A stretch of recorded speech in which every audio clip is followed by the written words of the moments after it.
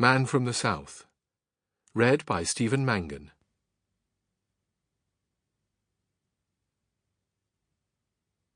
It was getting on towards 6 o'clock, so I thought I'd buy myself a beer and go out and sit in a deck chair by the swimming pool and have a little evening sun. I went to the bar and got the beer and carried it outside and wandered down the garden towards the pool.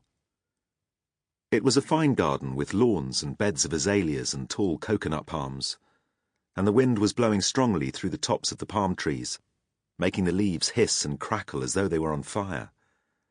I could see the clusters of big brown nuts hanging down underneath the leaves.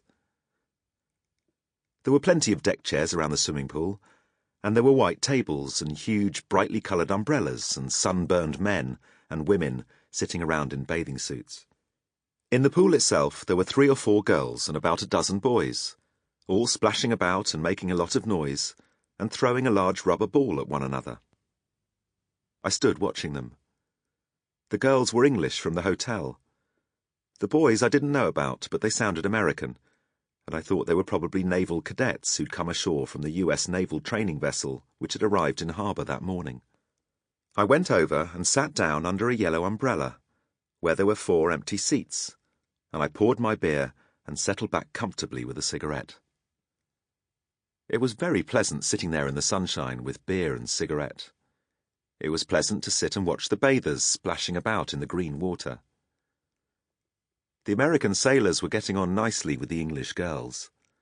They'd reached the stage where they were diving under the water and tipping them up by their legs. Just then, I noticed a small, oldish man walking briskly around the edge of the pool. He was immaculately dressed in a white suit, and he walked very quickly with little bouncing strides, pushing himself high up onto his toes with each step. He had on a large creamy Panama hat, and he came bouncing along the side of the pool, looking at the people and the chairs.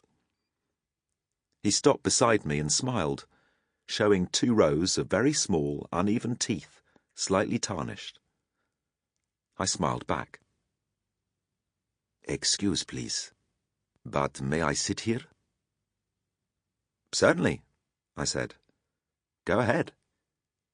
He bobbed around to the back of the chair and inspected it for safety. Then he sat down and crossed his legs. His white buckskin shoes had little holes punched all over them for ventilation. "A fine evening," he said. "They are all fine evenings here in Jamaica." I couldn't tell if the accent were Italian or Spanish, but I felt... Sample complete.